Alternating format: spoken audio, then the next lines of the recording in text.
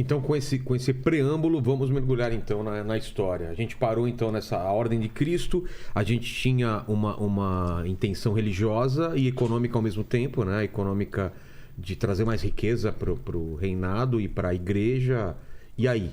Aí é mandado... Qual que era a ideia? Era uma sequência de expedições... Sim. Primeiro que tinha uma divisão. Quando Colombo vem pelos reis católicos, que eram de Castela. Tá. Né? Então ele vem pago por eles. 1492. Eu digo vem considerando a América, não é pro Brasil, naturalmente, todos sabem, né? Enfim, ele vai lá pra América Central. E em 1492 é o mesmo ano chamado Tratado de Tordesilhas. O Tratado de Tordesilhas,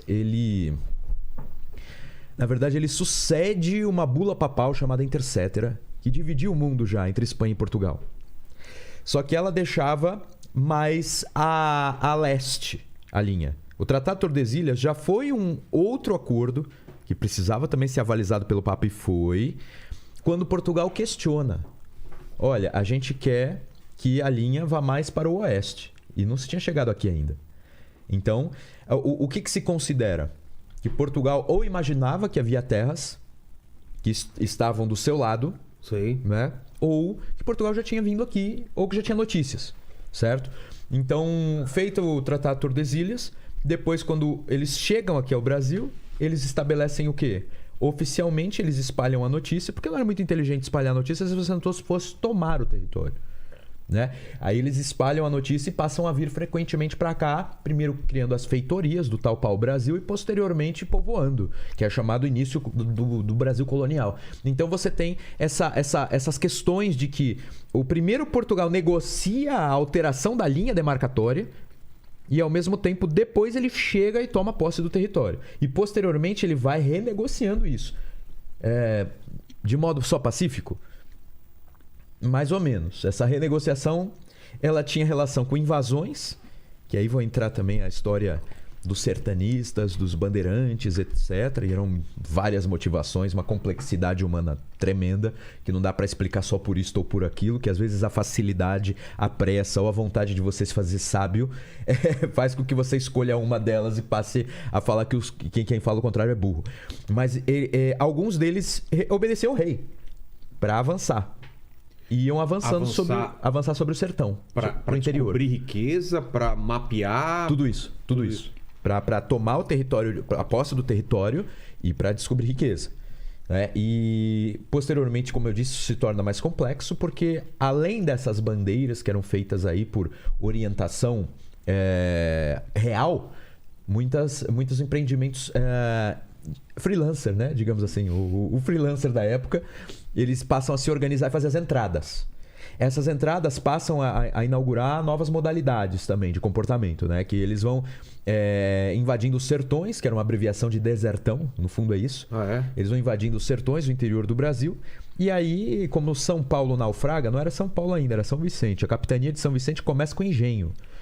É interessante que, posteriormente ao pau-brasil, isso é uma realidade, isso não é uma questão que a gente joga fora, essa história.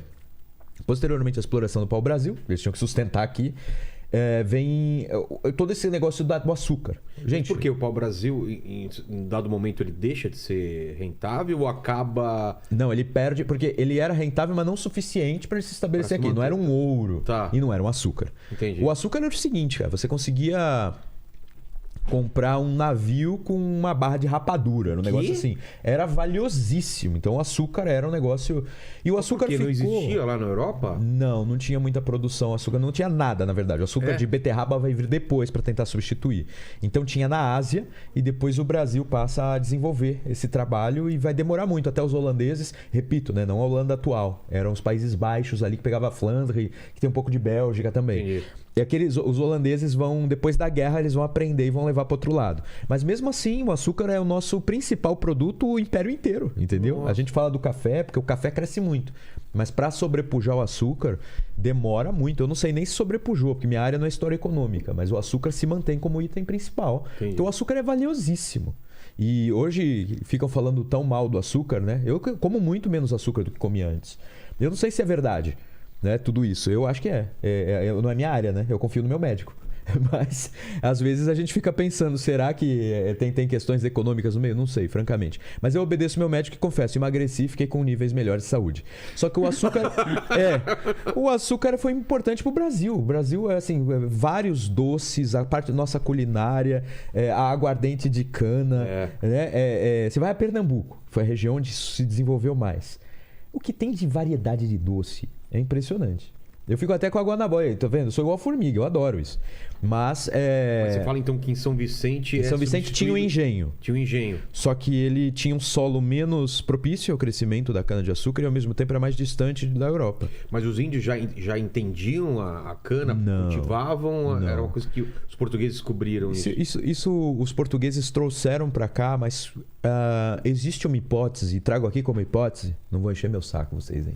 Trago aqui como hipótese de que por que um rico iria para um lugar tão longe? Ou espírito, porque você tinha que ter algum recurso para fundar. Será que eu vou derrubar isso de novo? Vamos tirar de perto.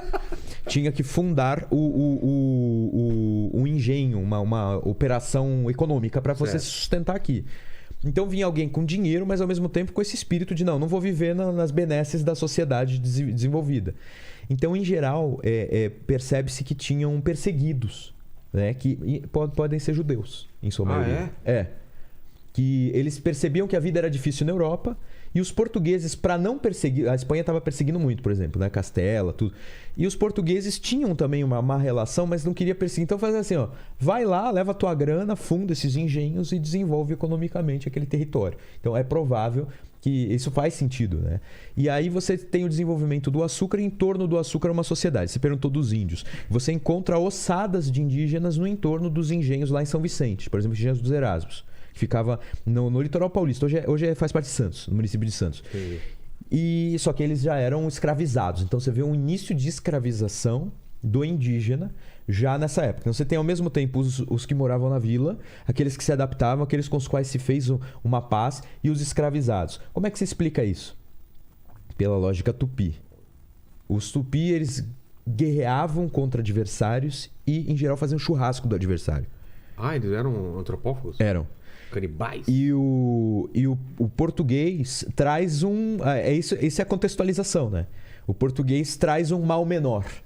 Que era, o vencido em guerra, o adversário, não. A gente faz com que ele trabalhe. Entendi. Né? Então, ele se torna escravizado em vez de se tornar morto e churrascado, né? E se tornar parte de um banquete.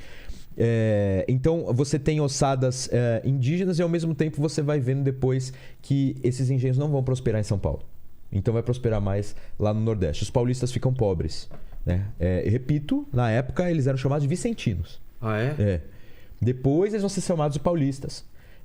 Muito poucas vezes bandeirantes. Bandeirantes é uma coisa mais de historiador, mas aparece às vezes as bandeiras. Bandeiras vêm até do espanhol, sem i, né? Bandeiras. Tinha as duas coisas. Eram empreendimentos justamente derivados da reconquista das cruzadas. Era um empreendimento de tomada de território e de expansão da fé. Tá. E isso veio para cá. Isso tem um livro... Mas os caras vão indo pro interior ou ficou mais no litoral nessa era? Não, o objetivo era tomar território e ir pro interior. Quem prova isso foi décadas atrás, na USP mesmo. Não, ele fez o doutorado em Madrid, aí vem como professor da USP. Ricardo Román Blanco, ele tem uma tese disso. Não é a única tese, tem um monte de trabalho sobre os bandeirantes. Mas esse é um que tem que ser considerado. Rafael, tu acha que dá para fazer um paralelo, tipo... Os bandeirantes nossos alguma coisa parecida com a corrida pelo ouro nos Estados Unidos, pro oeste, alguma coisa assim? Isso, eles são um pouco isso, mas dada a diferença de época, porque a corrida pro oeste foi depois, né? A gente está falando dos séculos XVI, XVII principalmente. A motivação era a mesma? Eles começam mais no XIX. Então a motivação é a mesma, então tem relação. Mas ao mesmo tempo eles parecem com os vikings. Por quê? Em que sentido? Ainda que não seja pelo mar, eles eram relativamente escassos em riquezas, não tinham muita riqueza, mas eram muito corajosos, bravos e cruéis às vezes. Então, eu não sei porque a gente vê vikings destruindo igreja e acha muito legal na série.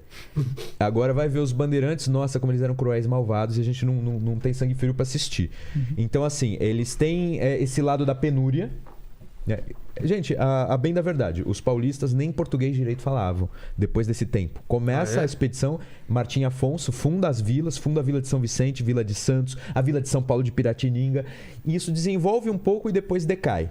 entra numa penúria tremenda e eles vão se sustentando depois por iniciativa privada. Aí quem prova isso é o historiador Jorge Caldeira, que passa a existir um mercado interno, desenvolvimento de um banco, né, essa coisa interna, mas ao mesmo tempo esse espírito de aventura, de invadir. E o espírito de aventura vinha dos dois lados, tanto desses empreendedores, que ele escreveu a História do Brasil com empreendedores, porque ele diz que, em geral, a História do Brasil tira os empreendedores da jogada. Então, os empreendedores, mas ao mesmo tempo você tinha esses que eram espécies como hoje os traficantes, assim, faziam coisas ilegais e entre as quais era explorar a guerra indígena, porque eles iam em 20, 30 portugueses e 500 índios para avançar pelo interior. Então, eles tinham a harmonia com alguns grupos indígenas e avançavam pelo interior, ou explorando essa guerra, ou já no contexto dessas guerras. E aí eles escravizavam e iam vender ou em São Paulo mesmo, para esse mercado interno, ou principalmente, isso é mais tradicional na historiografia, no Nordeste, e depois com a descoberta do ouro em Minas. E essa escravidão indígena que foi muito questionada. Portugal proíbe, depois volta, depois proíbe, depois a igreja proíbe, depois volta. Mas, em geral, a escravidão indígena foi muito mais, digamos assim, questionada do ponto de vista cristão e do ponto de vista legal, depois do que a africana. A africana tem aquela coisa também de que eles estavam guerreando entre si, se matando, se vendendo, mas, como disse o José Bonifácio, e como disse o Lucas agora há pouco, é a maior mancha da nossa história e, infelizmente, não resolveram isso mais rápido, né?